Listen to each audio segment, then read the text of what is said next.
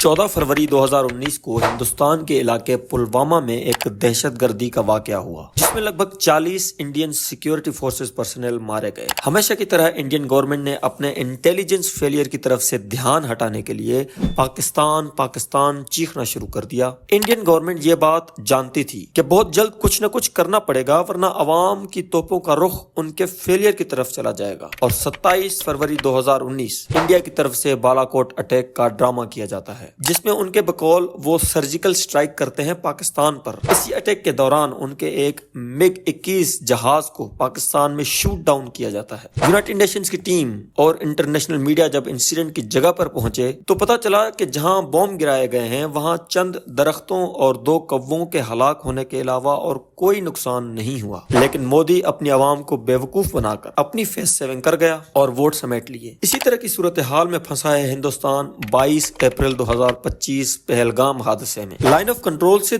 200 kilometre دور کشمیر کے پہلگام گاؤں میں جہاں کچھ دہشت گرد 26 سیاحوں کو ہلاک کر دیتے ہیں، اور اس دفعہ بھی بہت ہی چالاکی کے ساتھ انڈین انٹیلیجنس ایجنسیز اور گورنمنٹ نے اپنے اوپر کوئی سوال اٹھنے نہیں دیا، نہ انکوائری نہ کوئی ایویڈنس، بس پاکستان چیخنا چلانا شروع کر دیا۔ انڈین گورنمنٹ کے اپنی عوام کو بیوقوف بنانے میں ان کا ہمیشہ کی طرح بھرپور ساتھ دیا ان کی میڈیا، جن کو پہلے مودی میڈیا اور اب گودی میڈیا بھی کہا جاتا ہے، اور پھر کچھ سوشل میڈیا انفلوئنسرز نے۔ ان آتنکوادیوں نے، پاکستان کے جنمائے ان آتنکوادیوں نے بھارت پر حملہ کیا، کیونکہ پہلگام میں جو کچھ ہوا اس کے بعد ہندوستان نے یہ اسپشٹ کر دیا ہے کہ اب شبدوں کا سمے نہیں ہے، پرہار کا سمے ہے۔ مجبور کر دیا کہ آج بھارت اس جگہ پر آ گیا ہے جہاں پر بھارت یہ کہہ رہا ہے کہ LOC چھوڑو، اب URL پر بھی تم کو بین کریں گے، 1 روپیہ نہیں کما پاؤ گے ہمارے یہاں سے۔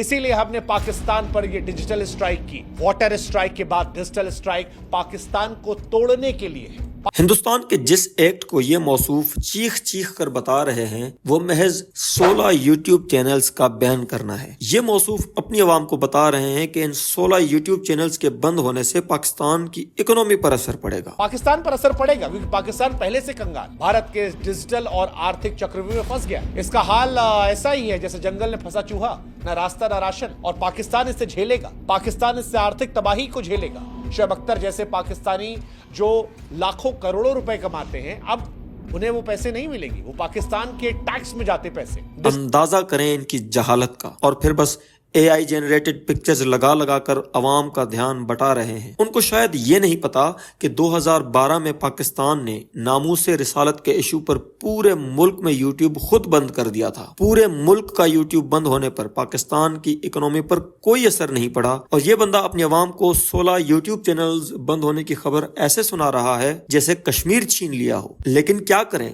سنانے کو کچھ ہے نہیں اور عوام کو بیوقوف بنائے جانا ہے، ان کو انگیج رکھنا ہے۔ بہرکیف اس طرح کی باندر پھرتیوں اور مذاق سے عوام کچھ ہی دنوں تک بیوقوف بنائی جا سکتی ہے۔ پلوامہ انسیڈنٹ کے بعد ہندوستان کو کوئی ایکشن لینے میں 13 دن لگے، ابھی کوئی لیجیٹمیٹ ایکشن کب آتا ہے یہ دیکھنا باقی ہے۔